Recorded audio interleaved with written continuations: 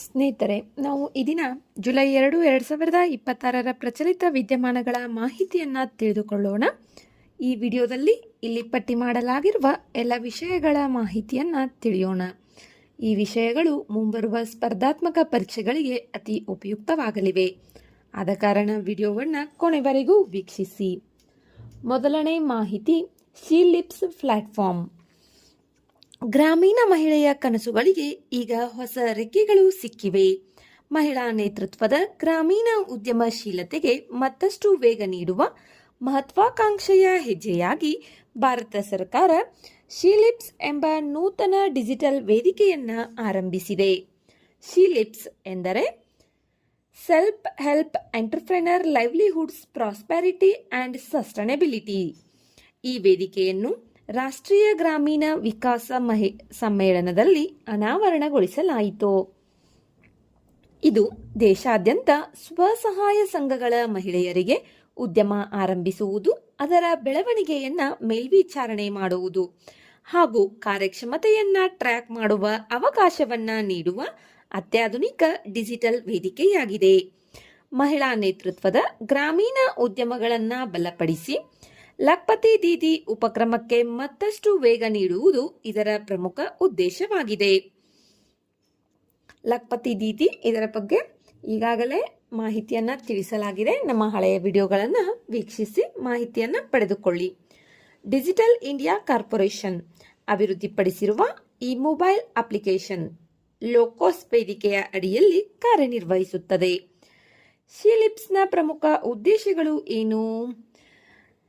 ಗ್ರಾಮೀಣ ಮಹಿಳಾ ಉದ್ಯಮಿಗಳನ್ನು ಸಬಲೀಕರಣಗೊಳಿಸುವುದು, ಮಹಿಳಾ ನೇತೃತ್ವದ ಉದ್ಯಮಗಳನ್ನು ನಿರ್ಮಿಸಿ ಬಲಪಡಿಸುವುದು, ಗ್ರಾಮೀಣ ಉತ್ಪಾದಕರನ್ನು ಔಪಚಾರಿಕ ಮೌಲ್ಯ ಸರಪಳಿಗಳೊಂದಿಗೆ ಸಂಪರ್ಕಿಸುವುದು, ಸ್ವಸಹಾಯ ಸಂಘಗಳ ಕುಟುಂಬಗಳ ಆರ್ಥಿಕ ಸೇರ್ಪಡೆಯನ್ನು ಹೆಚ್ಚಿಸುವುದು ಹಾಗೂ ದತ್ತಾಂಶ ಆಧಾರಿತ ಗ್ರಾಮೀಣ ಉದ್ಯಮಶೀಲತೆಯನ್ನು ಉತ್ತೇಜಿಸುವುದು. ಈ ವೇದಿಕೆಯ ವಿಶೇಷತೆಗಳು ಏನು ತಿಳಿದುಕೊಳ್ಳೋಣ ಬನ್ನಿ. ಇದು ವಿವಿಧ ವಲಯಗಳ ನೈಜ ಸಮಯದ ಕಾರ್ಯಾಚರಣೆಯ ಮಾಹಿತಿಯನ್ನು ಸಂಗ್ರಹಿಸಿ ಉದ್ಯಮದ ಸಂಪೂರ್ಣ ಬೆಳವಣಿಗೆಯ ಪ್ರಯಾಣವನ್ನು ಟ್ರ್ಯಾಕ್ ಮಾಡುತ್ತದೆ. ಕೃಷಿ ಹಾಗೂ ಕೃಷಿಯೇತರ ಗ್ರಾಮೀಣ ಉದ್ಯಮಗಳಿಗೆ ಸಮಾನ ಬೆಂಬಲ ನೀಡಿ ಬಲಿಷ್ಠ ಮತ್ತು ಸುಸ್ಥಿರ ಗ್ರಾಮೀಣ ಆರ್ಥಿಕತೆಯನ್ನು ನಿರ್ಮಿಸುವ ಗುರಿಯನ್ನು ಹೊಂದಿದೆ. ಅಲ್ಲದೆ ಡಿಜಿಟಲ್ ಮೇಲ್ವಿಚಾರಣೆ, ಉತ್ತಮ ಆಡಳಿತ, ಪರಿಣಾಮಕಾರಿ ಯೋಜನೆ ಹಾಗೂ ದತ್ತಾಂಶ ಆಧಾರಿತ ನೀತಿ ನಿರ್ಧಾರಗಳಿಗೆ ಇದು ಮಹತ್ವದ ನೆರವಾಗಲಿದೆ. ಶೀಲಿಪ್ಸ್ ಗ್ರಾಮೀಣ ಮಹಿಳೆಯರ ಕನಸುಗಳನ್ನು ಉದ್ಯಮವಾಗಿ, ಉದ್ಯಮಗಳನ್ನು ಸಮೃದ್ಧಿಯಾಗಿ ರೂಪಿಸುವ ಭಾರತದ ಹೊಸ ಡಿಜಿಟಲ್ ಕ್ರಾಂತಿ. ಶೀಲಿಪ್ಸ್ನ ಫುಲ್ ಫಾರ್ಮ್ ನೆನಪಿಟ್ಟುಕೊಳ್ಳಿ, ಮುಂಬರುವ ಪರೀಕ್ಷೆಯಲ್ಲಿ ಕೇಳುವ ಸಾಧ್ಯತೆ ಹೆಚ್ಚಾಗಿದೆ. ನೆಕ್ಸ್ಟ್, ಇತ್ತೀಚೆಗೆ ಪಶ್ಚಿಮ ಘಟ್ಟ ಪ್ರಕೃತಿಯ ಅದ್ಭುತ ಖಜಾನೆ.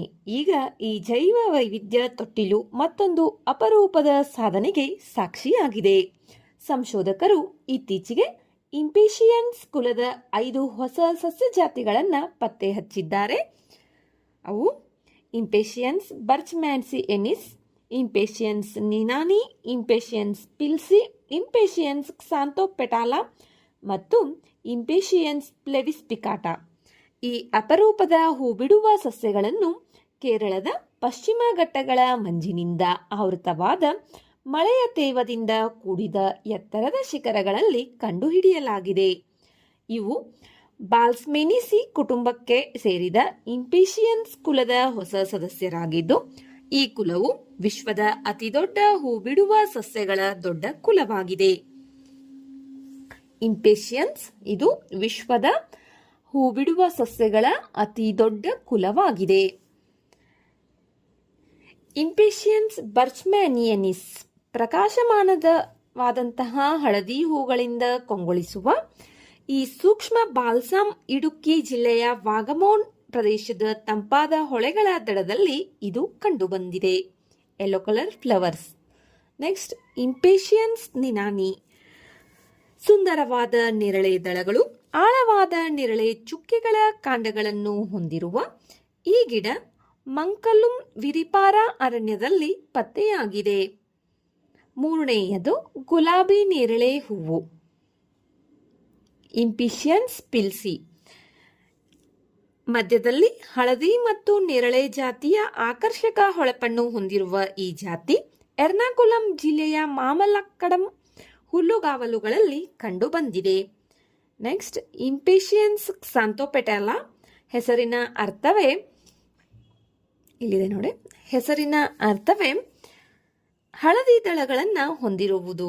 ಕಲ್ಲಿನ ಬಂಡೆಗಳಿಗೆ ಅಂಟಿಕೊಂಡು ಬೆಳೆಯುವ ಈ ಸಸ್ಯದ ಚಿನ್ನದ ಬಣ್ಣದ ದಳಗಳು ಗಾಢ ಕಂದು ಚುಕ್ಕೆಗಳಿಂದ ಇನ್ನಷ್ಟು ಆಕರ್ಷಕವಾಗಿ ಕಾಣುತ್ತವೆ. ಇದು ಇಡುಕ್ಕಿಯ ಪಂಬನಾರ ಪ್ರದೇಶದಲ್ಲಿ ಪತ್ತೆಯಾಗಿದೆ. ನೆಕ್ಸ್ಟ್, ಇಂಪೇಷಿಯನ್ಸ್ ಪ್ಲೆವಿಸ್ಪಿಕಾಟಾ ಶುದ್ಧ ಬಿಳಿ ಹೂವುಗಳು ಹಾಗೂ ಹಳದಿ ಬಣ್ಣದ ತೊಟ್ಟುಗಳು. ಇದರ ವಿಶೇಷತೆ, ಇದು ಮಾಮಲಕ್ಕಂಡಂ ದಟ್ಟ ಅರಣ್ಯ ಪ್ರದೇಶದಲ್ಲಿ ಕಂಡುಬಂದಿದೆ. ಈ ಹೊಸ ಜಾತಿಗಳ ಅನ್ವೇಷಣೆ ಪಶ್ಚಿಮ ಘಟ್ಟಗಳ ಅಪಾರ ಜೀವ ವೈವಿಧ್ಯಕ್ಕೆ ಮತ್ತೊಂದು ಅಮೂಲ್ಯ ಸೇರ್ಪಡೆಯಾಗಿದ್ದು, ಭಾರತದ ನೈಸರ್ಗಿಕ ಸಂಪತ್ತಿನ ಶ್ರೀಮಂತಿಕೆಯನ್ನು ಮತ್ತೊಮ್ಮೆ ಜಗತ್ತಿಗೆ ಪರಿಚಯಿಸಿದೆ. ನೆಕ್ಸ್ಟ್, ಎಕ್ಸೋಸೋಮ್ಗಳು. ಕ್ಯಾನ್ಸರ್ನಿಂದ ಹಿಡಿದು ಆಲ್ಝಮೈರ್ನವರೆಗೆ ಗಂಭೀರ ರೋಗಗಳ ಪತ್ತೆ ಮತ್ತು ಚಿಕಿತ್ಸೆಯಲ್ಲಿ ಹೊಸ ಆಶಾಕಿರಣವಾಗಿ ಹೊರಹೊಮ್ಮುತ್ತಿರುವುದು ಈ ಎಕ್ಸೋಸೋಮ್ಗಳು. ಇತ್ತೀಚಿನ ಅಧ್ಯಯನಗಳ ಪ್ರಕಾರ ಮಾನವ ಜೀವಕೋಶಗಳಿಂದ ಬಿಡುಗಡೆಯಾಗುವ ಅತಿ ಸೂಕ್ಷ್ಮ ಕಣಗಳನ್ನು ವಿವರವಾಗಿ ಅಧ್ಯಯನ ಮಾಡಲು ವಿಜ್ಞಾನಿಗಳು ಹೊಸ ತಂತ್ರಜ್ಞಾನಗಳನ್ನು ಅಭಿವೃದ್ಧಿಪಡಿಸುತ್ತಿದ್ದಾರೆ. ಹಾಗಾದರೆ ಎಕ್ಸೋಸೋಮ್ಗಳು ಎಂದರೇನು ನಿಮಗೆ ಗೊತ್ತಾ? ತಿಳಿಯೋಣ ಬನ್ನಿ. ಇವು ಜೀವಕೋಶಗಳಿಂದ ಸ್ರವಿಸುವ ಸಣ್ಣ ಬಾಹ್ಯಕೋಶೀಯ ಕೋಶಗಳು. ಸಾಮಾನ್ಯವಾಗಿ ಇವುಗಳ ಗಾತ್ರ 30 ರಿಂದ 200 ನ್ಯಾನೋಮೀಟರ್ ಆಗಿದ್ದು, ಜೀವಕೋಶದ ಪೊರೆಯಂತೆಯೇ ಲಿಪಿಡ್ ದ್ವೀಪರದ ಪೊರೆಯಿಂದ ಆವೃತವಾಗಿರುತ್ತವೆ. ಎಕ್ಸೋಸೋಮ್ಗಳಲ್ಲಿ ಪ್ರೋಟೀನ್ಗಳು, ಲಿಪಿಡ್ಗಳು, ಆರ್ಎನ್ಎಗಳು ಹಾಗೂ ವಿವಿಧ ಸಿಗ್ನಲಿಂಗ್ಗಳು ಇರುತ್ತವೆ. ಇವು ತಮ್ಮ ಪೋಷಕ ಜೀವಕೋಶದ ಸ್ಥಿತಿಯನ್ನು ಪ್ರತಿಬಿಂಬಿಸಿ ಆ ಮಾಹಿತಿಯನ್ನು ಇತರ ಜೀವಕೋಶಗಳಿಗೆ ತಲುಪಿಸುತ್ತವೆ. ಜೀವಕೋಶಗಳ ನಡುವಿನ ಸಂವಹನ, ಪ್ರತಿರಕ್ಷಣಾ ಪ್ರತಿಕ್ರಿಯೆಯ ನಿಯಂತ್ರಣ ಹಾಗೂ ಆನುವಂಶಿಕ ಮಾಹಿತಿಯ ವರ್ಗಾವಣೆಯಲ್ಲಿ ಇವು ಮಹತ್ವದ ಪಾತ್ರ ವಹಿಸುತ್ತವೆ. ಆದ್ದರಿಂದ ಭವಿಷ್ಯದ ವೈದ್ಯಕೀಯ ಕ್ಷೇತ್ರದಲ್ಲಿ ಎಕ್ಸೋಸೋಮ್ಗಳು ಕ್ರಾಂತಿಕಾರಿ ಸಾಧನಗಳಾಗುವ ಸಾಧ್ಯತೆ ಹೆಚ್ಚಿದೆ. Next, Palio India portal. ಭಾರತದ ಕೋಟ್ಯಂತರ ವರ್ಷಗಳ ಪಳೆಯುಳಿಕೆ ಪರಂಪರೆಯನ್ನು ಡಿಜಿಟಲ್ ರೂಪದಲ್ಲಿ ಒಂದೇ ವೇದಿಕೆಗೆ ತರುವ ಮಹತ್ವದ ಹೆಜ್ಜೆಯಾಗಿ ಕೇಂದ್ರ ಸರ್ಕಾರ ಪ್ಯಾಲಿಯೋ ಇಂಡಿಯಾ ಪೋರ್ಟಲ್ ಅನ್ನು ಆರಂಭಿಸಿದೆ. ಭಾರತೀಯ ಪ್ರಾಣಿ ಸಮೀಕ್ಷೆ ಮತ್ತು ಚೆನ್ನೈನ ರಾಷ್ಟ್ರೀಯ ಸುಸ್ಥಿರ ಕರಾವಳಿ ನಿರ್ವಹಣೆ ಕೇಂದ್ರ ಜಂಟಿಯಾಗಿ ಅಭಿವೃದ್ಧಿಪಡಿಸಿರುವ ಈ ಡಿಜಿಟಲ್ ಪೋರ್ಟಲ್ ಭಾರತೀಯ ಭೂವೈಜ್ಞಾನಿಕ ಸಮೀಕ್ಷೆಯ ಕ್ರಿಯಾತ್ಮಕ ನಕ್ಷೆಗಳನ್ನು ಬಳಸುತ್ತದೆ. ಈ ವೇದಿಕೆ ದೇಶದ 28 ರಾಜ್ಯಗಳು ಹಾಗೂ 8 ಕೇಂದ್ರಾಡಳಿತ ಪ್ರದೇಶಗಳಲ್ಲಿನ ಪಳೆಯುಳಿಕೆ ಪ್ರಾಣಿಗಳನ್ನು ದಾಖಲಿಸುತ್ತದೆ. ಈಗಾಗಲೇ 5,000ಕ್ಕೂ ಹೆಚ್ಚು ಪಳೆಯುಳಿಕೆ ಮಾದರಿಗಳ ವಿವರಗಳನ್ನು ಇದು ಒಳಗೊಂಡಿದ್ದು, ಸಸ್ತನಿಗಳು, ಸರೀಸೃಪಗಳು, ಪಕ್ಷಿಗಳು, ಮೀನುಗಳು, ಉಭಯಚರಗಳು, ಮೃದ್ವಂಗಿಗಳು, ಆರ್ಥೋಪಾಡ್ಗಳು, ಫೊರಾಮಿನಿಪರ, ಎಕಿನೋಡರ್ಮ್ಗಳು ಮತ್ತು ಇಚ್ನೋಫೋಸಿಲ್ಗಳ ಮಾಹಿತಿಯನ್ನು ಒದಗಿಸುತ್ತದೆ. ಇದರ ಮತ್ತೊಂದು ವಿಶೇಷತೆ ಎಂದರೆ ನೈಜ ಸಮಯದಲ್ಲಿ ಡೇಟಾ ಅಪ್ಲೋಡ್ ಮಾಡುವ ವ್ಯವಸ್ಥೆ. ಇದರಿಂದ ಸಂಶೋಧಕರು ಮತ್ತು ನಾಗರಿಕ ವಿಜ್ಞಾನಿಗಳು ಭಾರತದ ಪಳೆಯುಳಿಕೆ ಪರಂಪರೆಯ ಸಂರಕ್ಷಣೆಯಲ್ಲಿ ನೇರವಾಗಿ ಪಾಲ್ಗೊಳ್ಳಬಹುದು. ಇದನ್ನು ಅಭಿವೃದ್ಧಿಪಡಿಸಿರುವ ರಾಷ್ಟ್ರೀಯ ಸುಸ್ಥಿರ ಕರಾವಳಿ ನಿರ್ವಹಣೆ ಕೇಂದ್ರದ ಬಗ್ಗೆ ಇವಾಗ ತಿಳಿದುಕೊಳ್ಳೋಣ. ಇದನ್ನ 2011ರಲ್ಲಿ ಪರಿಸರ, ಅರಣ್ಯ ಮತ್ತು ಹವಾಮಾನ ಬದಲಾವಣೆ ಸಚಿವಾಲಯದ ಸ್ವಾಯತ್ತ ಸಂಸ್ಥೆಯಾಗಿ ಸ್ಥಾಪನೆ ಮಾಡಲಾಯಿತು. ಇದರ ಪ್ರಧಾನ ಕಚೇರಿ ತಮಿಳುನಾಡಿನ ಚೆನ್ನೈನಲ್ಲಿದೆ. ಈ ಸಂಸ್ಥೆಯ ಪ್ರಮುಖ ಗುರಿ ಭಾರತದ ಕರಾವಳಿ ಮತ್ತು ಸಮುದ್ರ ಪ್ರದೇಶಗಳ ಸಮಗ್ರ ಹಾಗೂ ಸುಸ್ಥಿರ ನಿರ್ವಹಣೆಯನ್ನು ಉತ್ತೇಜಿಸುವುದು, ಕರಾವಳಿ ದುರ್ಬಲತೆ ಮೌಲ್ಯಮಾಪನ, ಪರಿಸರ ಪ್ರಭಾವ ಅಧ್ಯಯನ, ಪರಿಸರ ಸೂಕ್ಷ್ಮ ಪ್ರದೇಶಗಳ ನಕ್ಷರಚನೆ ಮತ್ತು ಸಮಗ್ರ ಕರಾವಳಿ ವಲಯ ನಿರ್ವಹಣಾ ಯೋಜನೆಗಳನ್ನು ರೂಪಿಸುವಲ್ಲಿ ಇದು ಪ್ರಮುಖ ಪಾತ್ರ ವಹಿಸುತ್ತದೆ. ಅದರೊಂದಿಗೆ ಭೂಗೋಳ ವಿಜ್ಞಾನ, GIS, ಸಮಾಜ ವಿಜ್ಞಾನ, ಕರಾವಳಿ, ಪರಿಸರ, ಸಮುದ್ರ, ಸಂಪನ್ಮೂಲ ಸಂರಕ್ಷಣೆ, ನೀತಿ ಮತ್ತು ಸಮಗ್ರ ದ್ವೀಪ ನಿರ್ವಹಣೆ ಸೇರಿದಂತೆ ಈ 6 ಪ್ರಮುಖ ಸಂಶೋಧನಾ ವಿಭಾಗಗಳ ಮೂಲಕ ದೇಶದ ಕರಾವಳಿಗೆ ಅಭಿವೃದ್ಧಿಗೆ ವೈಜ್ಞಾನಿಕ ಬೆಂಬಲವನ್ನು ಇದು ನೀಡುತ್ತಿದೆ. ಪರೀಕ್ಷಾ ದೃಷ್ಟಿಯಿಂದಲೂ ಪರಿಸರ ಮತ್ತು ಪಳೆಯುಳಿಕೆ ವಿಜ್ಞಾನ ಕ್ಷೇತ್ರದಲ್ಲಿಯೂ ಈ ಪೋರ್ಟಲ್ ಅತ್ಯಂತ ಮಹತ್ವದ್ದಾಗಿದೆ. ಇದರ ಬಗ್ಗೆ ಗಮನವಿರಲಿ. ನೆಕ್ಸ್ಟ್, ಟ್ರಾನ್ಸ್ ಕ್ಯಾಸ್ಪಿಯನ್ ಮರಿಂಕಾ. ಅಳಿವಿನ ಅಂಚಿನಲ್ಲಿಲ್ಲದಿದ್ದರೂ ಸಂರಕ್ಷಣೆಯ ಅಗತ್ಯವಿರುವ ಅಪರೂಪದ ಸಿಹಿನೀರಿನ ಮೀನು ಟ್ರಾನ್ಸ್ ಕ್ಯಾಸ್ಪಿಯನ್ ಮರಿಂಕಾ ಇತ್ತೀಚೆಗೆ ಅರುಣಾಚಲ ಪ್ರದೇಶದ ಸಾಂಗನ್ಕುಲ ಈ ಅಪರೂಪದ ಹಿಮಾಲಯನ್ ರೇಪಿನಿಡ್ ಮೀನನ್ನು ಸಂರಕ್ಷಿಸಲು ವಿಶೇಷ ಉಪಕ್ರಮವನ್ನು ಆರಂಭಿಸಿದೆ. ಹಾಗಾದರೆ ಟ್ರಾನ್ಸ್ ಕ್ಯಾಸ್ಪಿಯನ್ ಮರಿಂಕಾ ಎಂದರೇನು? ಇದು ಸೈಪ್ರಿನಿಡೆ ಕುಟುಂಬದ ರೇಪಿನಿಡ್ ಮೀನಿನ ಜಾತಿಯಾಗಿದೆ. ಈ ಮೀನು ಮುಖ್ಯವಾಗಿ ಅಫ್ಘಾನಿಸ್ತಾನ್, ತುರ್ಕ್ಮೆನಿಸ್ತಾನ್ ಮತ್ತು ಇರಾನ್ ದೇಶಗಳಲ್ಲಿ ಕಂಡುಬರುತ್ತದೆ. ಆದರೆ ಅರುಣಾಚಲ ಪ್ರದೇಶದಲ್ಲಿ ಸ್ಥಳೀಯವಾಗಿ ಕಂಡುಬರುವ ಈ ಮೀನನ್ನು ನೈಶಿ ಭಾಷೆಯಲ್ಲಿ ನ್ಗಾರ್ಸಿಂಗ್ ಎಂದು ಕರೆಯಲ್ಪಡುತ್ತದೆ. ಐಯುಸಿಎನ್ ಸಂರಕ್ಷಣಾ ಸ್ಥಿತಿಯಲ್ಲಿ ಇದು ಕನಿಷ್ಠ ಕಾಳಜಿ ವರ್ಗದಲ್ಲಿದೆ. ಇನ್ನು ರೇಪಿನಿಡ್ ಮೀನುಗಳು ವಿಶ್ವದ ಅತಿದೊಡ್ಡ ಮೀನುಗಳ ಗುಂಪಾಗಿದ್ದು ಜೀವಂತ ಕಶೇರುಕ ಪ್ರಾಣಿಗಳಲ್ಲಿ ಸುಮಾರು ಅರ್ಧದಷ್ಟು ಭಾಗವನ್ನು ಹೊಂದಿವೆ. ಎತ್ತರದ ಸರೋವರಗಳಿಂದ ಹಿಡಿದು ಭೂಗತ ಗುಹೆಗಳವರೆಗೆ ವಿವಿಧ ಪರಿಸರಗಳಲ್ಲಿ ಬದುಕುವ ಇವು ಅನೇಕ ಬಾರಿ ವಲಸೆ ವರ್ತನೆ ಪ್ರದರ್ಶಿಸುತ್ತವೆ. ದೃಷ್ಟಿ, ಯಾಂತ್ರಿಕ ಗ್ರಹಣ, ರಸಾಯನ ಗ್ರಹಣ, ವಿದ್ಯುತ್ ಗ್ರಹಣ, ಕಾಂತೀಯ ಗ್ರಹಣ ಎಂಬ 5 ಪ್ರಮುಖ ಸಂವೇದನಾ ವ್ಯವಸ್ಥೆಗಳ ಮೂಲಕ ಇವು ತಮ್ಮ ಸುತ್ತಲಿನ ಪರಿಸರವನ್ನು ಗ್ರಹಿಸುತ್ತವೆ. ಜಲಜ ಜೀವ ವೈವಿಧ್ಯ ಸಂರಕ್ಷಣೆಯಲ್ಲಿ ಈ ಮೀನುಗಳ ಪಾತ್ರ ಅತ್ಯಂತ ಮಹತ್ವದ್ದಾಗಿದೆ. ನೆಕ್ಸ್ಟ್, ಥಾಲ್ ಜ್ವಾಲಾಮುಖಿ. ಕೇವಲ 4 ನಿಮಿಷಗಳ ಸ್ಫೋಟ, ಆದರೆ 106 ಮೀಟರ್ ಎತ್ತರಕ್ಕೆ ಬೂದಿ ಮತ್ತು ಉಗಿಯನ್ನು ಎಸೆದ ಭೂಮಿಯ ಅಗ್ನಿಶಕ್ತಿ ಇದೇ ಥಾಲ್ ಜ್ವಾಲಾಮುಖಿ. ಇತ್ತೀಚೆಗೆ ಫಿಲಿಪೈನ್ಸ್ನ ಈ ಸಕ್ರಿಯ ಜ್ವಾಲಾಮುಖಿ ಪ್ರಿಯೋಮ್ಯಾಗ್ಮೆಟಿಕ್ ಸ್ಫೋಟ ಉಂಟುಮಾಡಿ ತನ್ನ ಕುಳಿಯಿಂದ ಸುಮಾರು 450 ಮೀಟರ್ ಎತ್ತರದ ಪ್ಲೂಮ್ ಅನ್ನು ಹೊರಸೂಸಿತು. ಥಾಲ್ ಜ್ವಾಲಾಮುಖಿ ಫಿಲಿಪೈನ್ಸ್ನ ಮನಿಲಾದಿಂದ ಸುಮಾರು 70 ಕಿಲೋಮೀಟರ್ ದಕ್ಷಿಣಕ್ಕೆ ಬಟಂಗಾಸ್ ಪ್ರಾಂತ್ಯದಲ್ಲಿರುವ ಪ್ರಸಿದ್ಧ ಸ್ಟ್ರಾಟೋ ವೋಲ್ಕ್ಯಾನೋ ಆಗಿದೆ. ಇದರ ವಿಶೇಷತೆ, ಇದು ಒಂದೇ ಶಂಕುವಿನಾಕಾರದ ಜ್ವಾಲಾಮುಖಿಯಲ್ಲ, ಬದಲಾಗಿ ಬಹು ಸ್ಟ್ರಾಟೋ ಜ್ವಾಲಾಮುಖಿಗಳು, ಶಂಕುವಿನಾಕಾರದ ಬೆಟ್ಟಗಳು ಹಾಗೂ ವಿವಿಧ ಗಾತ್ರದ ಕುಳಿಗಳಿಂದ ಕೂಡಿರುವ ಸಂಕೀರ್ಣ ಜ್ವಾಲಾಮುಖಿಯಾಗಿದೆ. ಇದು ಪೆಸಿಫಿಕ್ ರಿಂಗ್ ಆಫ್ ಫೈರ್ನ ಭಾಗವಾಗಿದ್ದು ಫಿಲಿಪೈನ್ಸ್ನ ಅತ್ಯಂತ ಸಕ್ರಿಯ ಜ್ವಾಲಾಮುಖಿಗಳಲ್ಲಿ ಒಂದಾಗಿದೆ.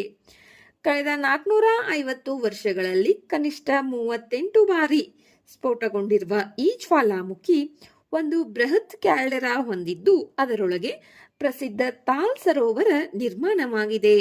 ಈ ಸರೋವರದ ಮಧ್ಯಭಾಗದಲ್ಲಿರುವ ಜ್ವಾಲಾಮುಖಿ ದ್ವೀಪ, ಅದರೊಳಗಿನ ಕ್ರೇಟರ್ ಸರೋವರ ಹಾಗೂ ವಲ್ಕನ್ ಪಾಯಿಂಟ್ ಎಂಬ ವಿಶಿಷ್ಟ ಶಿಲಾರಚನೆ ಈ ಪ್ರದೇಶವನ್ನು ವಿಶ್ವದ ಅತ್ಯಂತ ವಿಶಿಷ್ಟ ಭೌಗೋಳಿಕ ಪ್ರದೇಶಗಳಲ್ಲಿ ಒಂದಾಗಿಸಿದೆ. ಹಾಗಾದರೆ ಪ್ರಿಯೋಮ್ಯಾಗ್ಮೆಟಿಕ್ ಸ್ಫೋಟ ಎಂದರೇನು? ಶಿಲಾಪಾಕವು ಅಂತರ್ಜಲ ಅಥವಾ ಮೇಲ್ಮೈ ನೀರನ್ನ ಸ್ಪರ್ಶಿಸಿದಾಗ ನೀರು ಕ್ಷಣಾರ್ಧದಲ್ಲಿ ಉಗಿಯಾಗಿ ಪರಿವರ್ತನೆಗೊಳ್ಳುತ್ತದೆ.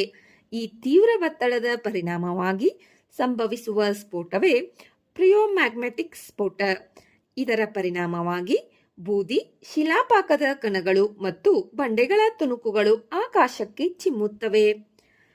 ಭೂಮಿಯೊಳಗಿನ ಅಗ್ನಿ ಮತ್ತು ನೀರಿನ ಈ ಸ್ಫೋಟಕ ಸಂಗಮವೇ ಥಾಲ್ ಜ್ವಾಲಾಮುಖಿಯನ್ನು ವಿಶ್ವದ ಅತ್ಯಂತ ಅಧ್ಯಯನಗೊಳ್ಳುವ ಜ್ವಾಲಾಮುಖಿಗಳಲ್ಲಿ ಒಂದಾಗಿಸಿದೆ. ನೆಕ್ಸ್ಟ್, ಚಂದಕ ವನ್ಯಜೀವಿ ಅಭಯಾರಣ್ಯ. ಒಡಿಸ್ಸಾದ ಭುವನೇಶ್ವರದ ಹೊರವಲಯದಲ್ಲಿರುವ ಚಂದಕ ವನ್ಯಜೀವಿ ಅಭಯಾರಣ್ಯ ಮತ್ತೊಮ್ಮೆ ಸುದ್ದಿಯಲ್ಲಿದೆ. ಮಾನವ ಜನ್ಯ ಒತ್ತಡ, ವಿಶೇಷವಾಗಿ ದನಗಳ ಹೆಚ್ಚುತ್ತಿರುವ ಉಪಸ್ಥಿತಿಯಿಂದಾಗಿ ಅರಣ್ಯ ಇಲಾಖೆಯ ವನ್ಯಜೀವಿ ವಿಭಾಗವು ಮಹತ್ವಾಕಾಂಕ್ಷೆಯ ಭಾರತೀಯ ಗೌರ್ ಸ್ಥಳಾಂತರ ಯೋಜನೆಯನ್ನು ತಾತ್ಕಾಲಿಕವಾಗಿ ಸ್ಥಗಿತಗೊಳಿಸಿದೆ. ಪೂರ್ವಘಟ್ಟಗಳ ಈಶಾನ್ಯ ಗಡಿಯನ್ನು ಪ್ರತಿನಿಧಿಸುವ ಈ ಅಭಯಾರಣ್ಯವನ್ನು ಮುಖ್ಯವಾಗಿ ಕಾಡು ಆನೆಗಳು ಹಾಗೂ ಅವುಗಳ ಆವಾಸ ಸ್ಥಾನಗಳ ಸಂರಕ್ಷಣೆಗಾಗಿ ಘೋಷಿಸಲಾಗಿದೆ. ಬೇಸಿಗೆಯ ದಿನಗಳಲ್ಲಿ ಕುಮಾರಕುಂಟಿ ಜಲಾಶಯ ಇಲ್ಲಿನ ವನ್ಯಜೀವಿಗಳಿಗೆ ಜೀವದಾಯಕ ಆಶ್ರಯವಾಗುತ್ತದೆ.